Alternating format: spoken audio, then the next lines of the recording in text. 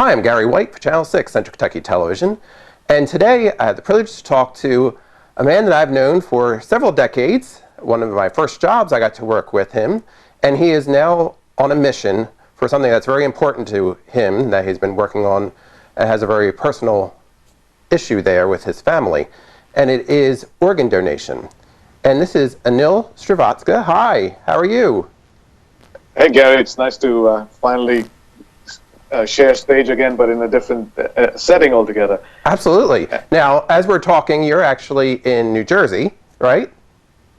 I'm in New Jersey as part of this long drive that I'm on that started in March of 2015. March 2015. Okay, and this is the Gift of Life Adventure Foundation that we're going to be talking about. Tell us how this started and what began around in 2015 with you. Well, in 2014, in September, my brother had asked me for a kidney, and after a lot of challenges, socially, well, medically not so much, but legally, I was able to do it for him in India. And I found myself to be completely as normal was 2 months post that. So that got me thinking about why are more people not giving a kidney to somebody they love in their families, otherwise there wouldn't be 3 million people on dialysis. I'm sure they have family or friends, and something's stopping them, and I figured it was fear. And that's where I decided to, it brought a purpose to my life, that I thought if I can be the strength for 1 million people and tell them my story, and hopefully that would inspire them not to be afraid for their own personal safety if they gave up a healthy live organ. And so I started driving around the world. And you've been driving a lot since then, right?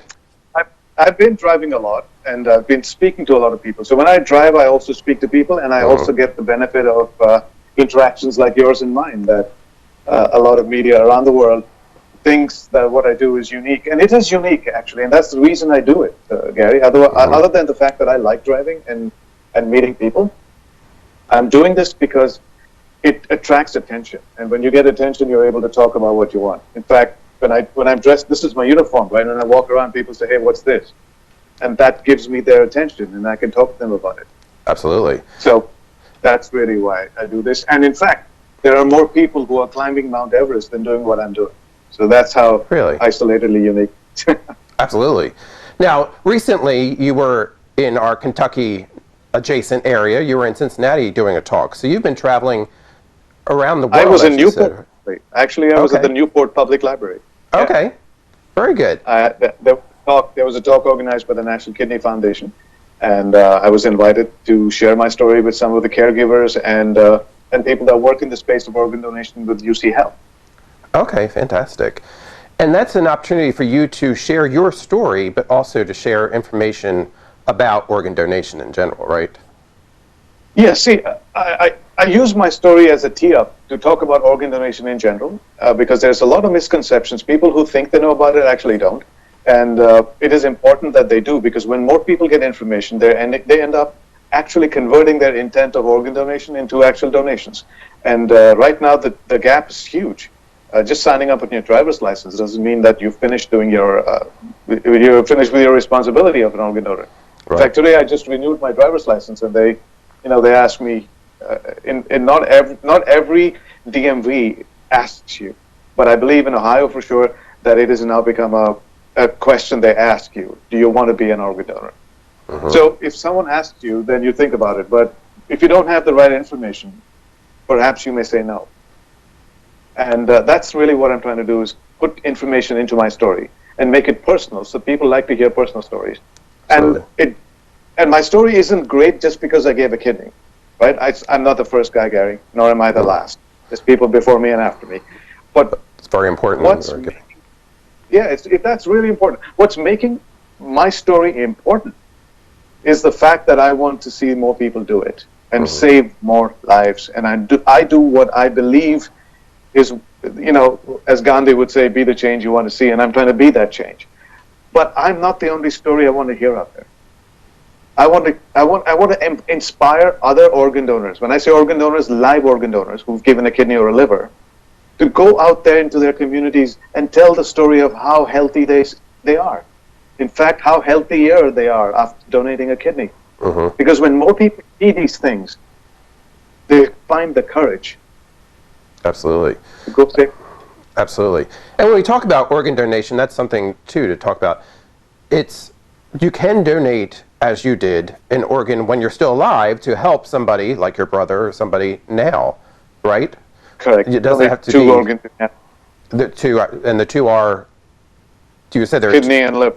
kidney and liver are the two organs that you can donate while you're still living While you're- to help, right, to help other people. So that's important to let people know that that's out there, because you can operate, as you are, totally well on just one kidney. Yeah, so the message really is, I've had a kidney donation happen, and my life is as normal. In fact, I think my life is extraordinary, Gary, not just normal. Okay, first of all, I've never been healthier, knock on wood. Second of all, I'm a better athlete today than I used to be before my kidney transplant. Okay, I trained for the World Transplant Games, and I saw that I could do things. I could still run the marathon, the full marathon at my age, in spite of the fact that I have just one kidney. But the fact is, I shouldn't have had to even say it. You know, there's a little trivia. 1 in 750 people are born with one kidney naturally. So clearly, one kidney, nature has intended it to be enough. However, most people think that they have two kidneys, so they'd like to keep a spare. But they must know that two kidneys act as one. So if they go down together. So you're not going to keep a spare and lose one. So that's a myth. Absolutely. So as we said, you've been driving around the world, actually, to bring awareness to this. Now tell us, where did you start driving, and where have you been during your adventures? 6 months after my surgery with my brother, both of us went on a cycling expedition to Spain. Now the Andalusian mountains in Spain are very difficult to cycle. I mean, there's lots of ups and downs, and it's not flat land. And we wanted to show the world that after 6 months we can start getting back on the saddle, so to speak. And after that, I started driving. My first drive was from Bangalore in India, where I live. I actually live in India now, from Bangalore to Scotland. So it took us 74 days to get there.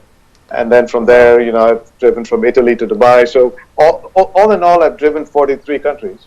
And I've been on the road for over 100 plus, over 400 plus days. And I started driving this leg. So I'm using the world as different legs. So the North America and South American leg began September 2nd of last year, soon after the World Transplant Games.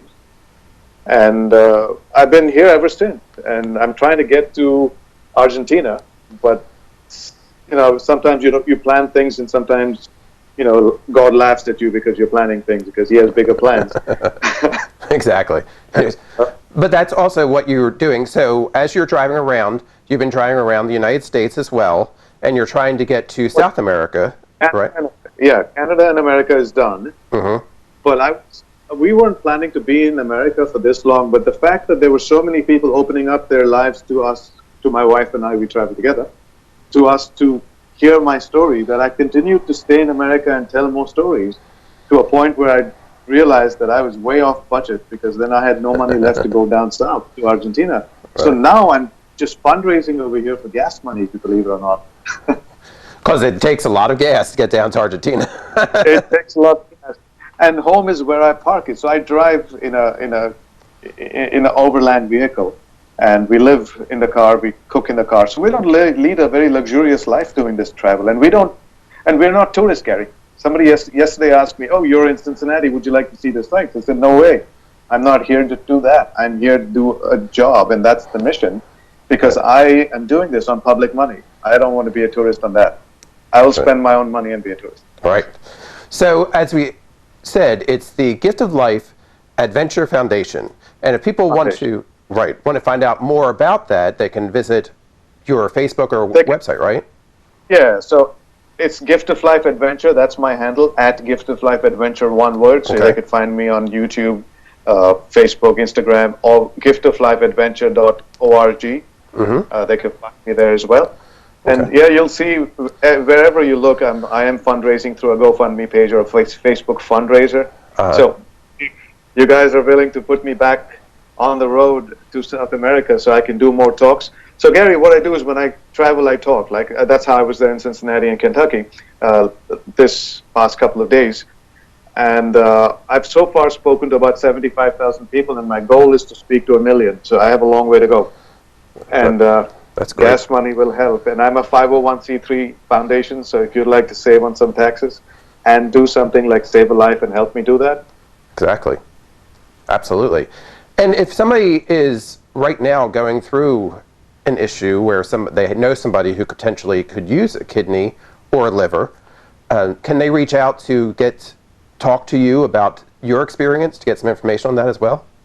Yes, I'm always on call. So you believe it or not, there are lots of people calling me who refer me to somebody else, just so they can ask me about things about how is life after a donation. So I've counseled a lot of people like this. So absolutely, you can reach out to me using my Facebook or my Instagram. I check it myself almost too many times a day. And yeah, I'd love to. And the fact is, if somebody is willing to say, okay, I am going to give a kidney to somebody who needs it on a super altruistic level, and I gave it to my brother, so I did it out of love, Gary, pure love, and only love can make organ donation happen. But there are some people who love being humane, who love humanity and give it to strangers. Right. And if somebody out there listening wants to give it to a stranger, let me tell you, there's a superb program in your neck of the woods in Cincinnati and Kentucky that you could be part of a swap program where you could be the tiebreaker. Instead of giving your kidney to somebody you don't know one-on-one, sign up into the swap program, and you could reach out to the National Kidney Foundation coordinator over there. Her name is Perry Hall. And when you sign up to that, you are actually like a tiebreaker, because you unlock people's gridlocks where a couple wants to give to each other, but they can't because they're not the perfect match, but they match with someone else, so they give it to that someone else who gives it to someone else. So an altruistic donor comes in there as a veto, comes in there as a gridlock breaker, and you can end up saving almost 9 lives with just that one altruistic gesture. Absolutely. Absolutely. So tell us a little bit more, too, in detail about your experience when you were the donor. Obviously, your brother needed a kidney. You provided that.